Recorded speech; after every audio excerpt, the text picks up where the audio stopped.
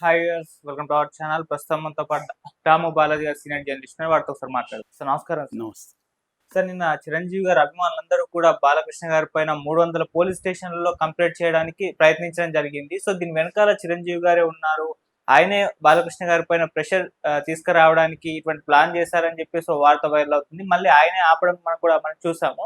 So మరి నిజంగా దీని వెనకాల చిరంజీవి గారే ఉన్నారా? అంటే బాలకృష్ణ గారు ఇప్పటి వరకు ఆ ఇష్యూ పైన ఎటువంటి స్పందన ఇవ్వలేదు. ఆ తర్వాత లోకేష్ గారు స్పందించలేదు. అటు చంద్రబాబు నాయుడు గారు కూడా ఏం మాట్లాడలేదు. సో ఈ నేపథ్యంలో చిరంజీవి గారు కూడా కాస్త ఒక స్టెప్ ముందరగేసి ఈ విధంగా ప్రయత్నాలు చేశారని చెప్పేసి వార్తలు వస్తున్నాయి సార్. మరి ఏం జరిగింది? ఏం జరిగే అవకాశం ఉంది? సో అభిమానులు మరి ఈ విధంగా వ్యవహరించాలని ఏ విధంగా చూడొచ్చు? యాక్చువల్గా చిరంజీవి అభిమానుల ద్వారా బాలకృష్ణ మీద కేసు పెట్టించాలని ప్లాన్ చేశాడని చెప్తున్నారు. నిన్న మార్నింగ్ దాదాపు 100 మందికి పైన అఖిల భారత చిరంజీవి ఫ్యాన్స్ అసోసియేషన్, కర్ణాటక నుంచి కూడా వచ్చారు, తమిళనాడు నుంచి వచ్చారు. మొత్తం అఖిల భారత చిరంజీవి ఫ్యాన్స్ అసోసియేషన్ తరఫున దాదాపు 100-150 మంది బ్లడ్ బ్యాంక్ దగ్గర ఒక హోటల్లో సమావేశమయ్యారు. సమావేశమయ్యి దీన్ని మనం వదిలిపెట్టకూడదు, ఎందుకంటే చిరంజీవి లేఖకి ఇప్పటి వరకు స్పందన లేదు, కనీసం ఎక్స్ప్లెనేషన్, నేను చిరంజీవిని అలా అనలేదనో ఏమీ మాట్లాడట్లేదు, బాలకృష్ణ మాట్లాడట్లేదు, కనీసం చంద్రబాబు లోకేష్ చిరంజీవి ఫ్యాన్స్కి అప్పీల్ చేస్తూ, చిరంజీవి గారికి అప్పీల్ చేస్తూ ఆయనకి ఏమైనా ఇబ్బంది అయితే సారీ మేము బాలకృష్ణ అలా అనలేదని వాళ్ళైనా చెప్పడము ఏమీ చేయట్లేదు. సో మరోవైపు చిరంజీవి వచ్చాడు హైదరాబాద్కి, అంతకుముందు అమెరికాలో నుంచి అక్కడి నుంచి తన మా పిఆర్ఓ ద్వారా లెటర్ పంపించాడు. సో ఆ లెటర్లో క్లియర్గా చిరంజీవి బాలకృష్ణ వ్యంగ్యంగా మాట్లాడాడు అనేది మెన్షన్ చేశాడు. అది నేను చూశాను అన్నాడు. అంటే క్లియర్గా చిరంజీవి ఎంతో హర్ట్ అయితే కానీ అంత ఇమ్మీడియట్గా స్పందించే అవకాశం లేదు. మామూలుగా చిరంజీవి ఆచితూచి వ్యవహరిస్తాడు ఏ విషయంలో అయినా. త్వరగా ఆవేశంగా ఆయన ఇప్పుడు మాట్లాడు, త్వరగా ఆయన రియాక్ట్ కాడు.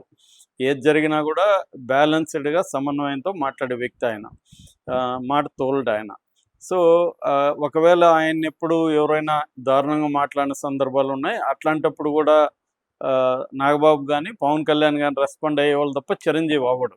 రెండోది, బాలకృష్ణకి తనకి మధ్య అనేక ప్రాబ్లమ్స్ ఉన్నాయి, అది గతంలో చిరంజీవికి తెలుసు. చిరంజీవి ఎప్పుడు కూడా బాలకృష్ణ మీద ఇప్పటివరకు డైరెక్ట్గా ఆయన మాట్లాడింది లేదు. నాగబాబు మాట్లాడి ఉంటాడు, పవన్ కళ్యాణ్ మాట్లాడినారు, కానీ చిరంజీవి మాట్లాడలేదు. సో అలాంటిది ఇప్పుడు ఇమీడియట్గా చిరంజీవి అంత పెద్ద లెటర్ రాసి చాలా డీటెయిల్గా ఎక్స్ప్లెయిన్ చేశాడు. నిజానికి చిరంజీవి ఎక్స్ప్లెయిన్ చేయాల్సిన అవసరం ఆయనకి లేదు. ఒకప్పుడు ఇదే విషయాన్ని పవన్ కళ్యాణ్ పదే పదే మాట్లాడాడు. మా అన్నని అవమానించాడు జగన్, మా అన్న నమస్కారం చేస్తే ప్రతి సంస్కారం చేయలేదని అనేకసార్లు చెప్పాడు. అటు చంద్రబాబు ఎలక్షన్ టైంలో ఈ ఇష్యూని చిరంజీవి ఎంత గొప్ప వ్యక్తి, అలాంటి వాడిని సైకోగాడు చూడు ఎలా డీల్ చేశాడు, అవమానించాడు అని అప్పుడు మాట్లాడాడు. దాని తర్వాత లోకేష్ మాట్లాడాడు. వీళ్ళు తెలుగుదేశంలో మాట్లాడిన వాళ్ళు లేరు, జనసేనలో మాట్లాడిన వాళ్ళు లేరు. అలాగా మాట్లాడుతున్నప్పుడు కూడా చిరంజీవి ఇప్పుడు సైలెంట్గా ఉన్నాడు. అంటే జగన్ నన్ను అవమానించాడా అవమానించలేదా అనే విషయాన్ని చిరంజీవి ఎప్పుడు బయట మాట్లాడలేదు ఇప్పటివరకు. ఒక రకంగా అవమానించాడు అనేదానికి మౌనం అంగీకారం అంటారు కాబట్టి ఈయన సైలెంట్గా ఉన్నాడు కాబట్టి అవమానించాడు అనేది జనం కూడా నమ్ముతున్నారు. ఎందుకంటే ఆ వీడియోలో చిరంజీవి నమస్కారం చేస్తుంటే జగన్ చేయలేదు. నిజానికి అది కాంటెక్స్ట్ ఏంటి, అది అందరూ కూర్చొని ఉన్నప్పుడు చిరంజీవి ఎక్స్ప్లెయిన్ చేసి మీరు దయచేసి మా సమస్య సాల్వ్ చేయండి అనేది అలా నమస్కారం చేశాడు చిరంజీవి. ఆయన ఎక్స్పెక్ట్ చేయడు కదా చిరంజీవి సడన్గా ఇలా నమస్కారం చేసి. జగన్ అలాగే ఉండిపోయాడు. ఆ వీడియోని మళ్ళీ బయట పెట్టింది ఎవరు? వాళ్ళే, గవర్నమెంట్ నుంచే కదా బయటకు వచ్చి. వాళ్ళకి ఏమనుకోలేదు, నేచురల్ అనుకున్నారు. మామూలుగా ఆయన అప్పీల్ చేస్తున్నట్టు ఒక నమస్కారం చేశాడు. దాంట్లో ఏమి అగౌరవం కానీ ఏమీ లేదు నిజానికి. కానీ వీళ్ళు దాన్ని ఇట్లా టర్న్ చేసి, చూడు చిరంజీవి నమస్కారం పెడితే ఆయన పెట్టలేదు అనేది ఆ ఫోటో బయటికి తీసి టోటల్ వీడియో కాకుండా అంతవరకే చేసి ఇవాళ అందరూ అదే చేస్తారు కాబట్టి అలా వాడుకున్నారు. అప్పుడు చిరంజీవి బయట రాలేదు. ఇప్పుడు ఎందుకు చిరంజీవి బయట వచ్చాడు అంటే మెయిన్గా కామినేని శ్రీనివాసరావు క్లియర్గా ఒక అబద్ధం చెప్పాడు. అదేంటంటే చిరంజీవి అందరినీ తీసుకుని వెళ్తే జగన్ రాలేదు, చిరంజీవి గట్టిగా అడిగితేనే జగన్ వచ్చాడు అనేది చెప్పాడు. అంటే చిరంజీవి అక్కడికి వెళ్ళినా కూడా ఎవరు పట్టించుకోలేదు అనేది ఒక రకంగా చిరంజీవిని అక్కడే కించపరిచినట్టుగా ఉంది. రెండవది బాలకృష్ణ లేచి ఒక కేర్లెస్ టోన్తో ఆయన అద్దాలు పైకి పెట్టుకొని ఒక కేర్లెస్ టోన్తో అంటే తృణీకారం అంటారు కదా, అలాగా తీసి పారేసినట్టుగా ఎవడు వెళ్ళలేదు, ఎవడు అడగలేదు అన్నట్టుగా మాట్లాడు. నిజానికి మామూలుగా అయితే అదేమి తప్పు లేదు. ఎవడు అడగలేదన్నాం అనుకో, ఇప్పుడు చిరంజీవి అడిగారు సార్ అంటే మనం లేదే ఎవడు అడగలేదని మనం అంటాం. ఆ కాంటెక్స్లో తప్పే కాదు. నిజానికి బాలకృష్ణ మాట్లాడింది తప్పు కాదు. ఎవడు అడగలేదని ఆయన అనుకున్నాడు, అది చెప్పాడు అనుకుందాం, దాంట్లో తప్పేం లేదు. అడిగాము అనొచ్చు. కానీ ఇక్కడ ఏంటంటే ఆయన టోను, ఆయన మాట్లాడిన తీరు, దాని తర్వాత అంతకుముందు బ్యాక్గ్రౌండ్లో వీళ్ళిద్దరి మధ్య ఉన్న రైవలరీ, ఇవన్నీ పనిచేసి ఈయన హర్ట్ అయింటాడు. ఓన్లీ ఆ మాటకే హర్ట్ అయింది కాదు. అయితే దీన్ని వైసీపీ వాళ్ళు ఎవడు చిరంజీవిని పట్టుకొని వాడు వీడు అని మాట్లాడాడని చాలామంది సీనియర్ జర్నలిస్టులు కూడా అనాలిసిస్లో చిరంజీవి మనం అవమానించాడు బాలకృష్ణ. నిజానికి బాలకృష్ణ చిరంజీవిని అక్కడేం అవమానించాలి. అవమానించింది జగన్ని. సైకోగాడ్ అని మాట్లాడడం ఖచ్చితంగా అవమానించినట్టు. అక్కడ కూడా ఏం చెప్పదలుచుకున్నాడు బాలకృష్ణ, అతను ఎవరన్నా అడిగితే వచ్చే వ్యక్తి కాదు జగను, అతనే లిస్టు పంపించాడు ఎంతమంది రావాలని. చిరంజీవి అడిగితే గట్టిగా అడిగితే వచ్చేసే టైపు కాదు జగన్, వాడు సైకోగాడు, వాడు రావాలనుకుంటూ వస్తాడు, లేకపోతే లేదు తప్ప చిరంజీవి అడిగితే వచ్చినాడు అనేది అబద్ధం, ఎవడూ అడగలేదు అనేది ఆయన ఎసెన్స్.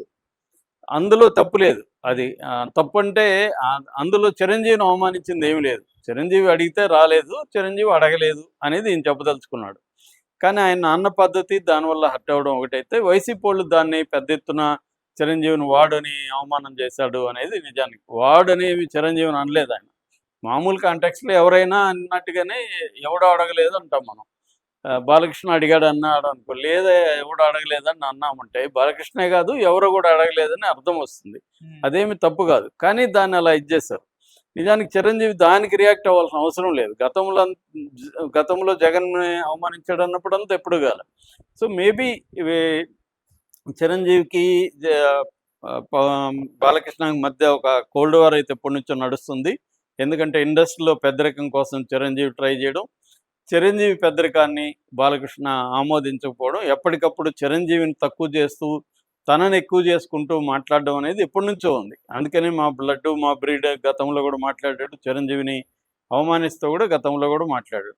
అందుకని మళ్ళీ చిరంజీవితో ఎప్పుడు బాలకృష్ణ సయోధ్యగా లేడు. ఈవెన్ అదేంటి అన్స్టాపబుల్లో కూడా చిరంజీవిని పిలవలేదు, పవన్ కళ్యాణ్ పిలిచారు. పవన్ కళ్యాణ్ కూడా ఎందుకు బాలయ్య యాక్సెప్ట్ చేశాడంటే తన బావకు అవసరం కాబట్టి, అల్లుడికి అవసరం కాబట్టి పవన్ కళ్యాణ్. సో అందువల్ల పవన్ కళ్యాణ్ని ఆయన యాక్సెప్ట్ చేశాడు తప్ప పవన్ కళ్యాణ్తో కూడా ఆయనకేమీ ఇది లేదు. అంటే తనే ఇండస్ట్రీలో సుప్రీము, తనకు మించినోడు ఎవడు ఉండొద్దు అనేది బాలయ్య ఒక అభిమతం. అందుకని ఆయన ఎప్పుడు కూడా ఎవరిని యాక్సెప్ట్ చేయడు. పోనీ ఆయన ఏమన్నా ఇండస్ట్రీలో పెద్ద మనిషిగా వ్యవహరిస్తాడంటే అది కూడా చేయడు. తను చేయడు, వేరే వాళ్ళని చేయనీడు, పెద్దగా ఉండడానికి లేదు అనేది ఆయన. దాసరి ఉన్నంత వరకు ఆయన ఎవరు వ్యతిరేకించలేదు, ఆయన ఉండగలిగాడు. చిరంజీవికి అది సాధ్యం కావట్లేదు. చిరంజీవి ఏంటంటే కొంత ఏదో ఒకటి ఇండస్ట్రీలో హెల్ప్ చేద్దామని, రెండోది తను దాసరి పోయిన తర్వాత పెద్దరికం పాత్ర పోషించాలనేది. ఇండస్ట్రీలో కూడా చాలామంది చిరంజీవిని అప్రోచ్ అవుతారు. మొన్న కూడా కార్మికుల సమ్మె వచ్చినప్పుడు కూడా ఇటు ప్రొడ్యూసర్లు చిరంజీవిని కలిశారు, ఇటు కార్మికులు కూడా చిరంజీవిని కలిశాడు. అంతకుముందు కరోనా టైంలో కూడా ఆయన ఆర్గనైజ్ చేసి కొంత ఫండ్గా ఆయన ఇచ్చాడు, కొంతమంది దగ్గర కూడా ఆర్గనైజ్ చేసి చాలా హెల్ప్ చేశాడు.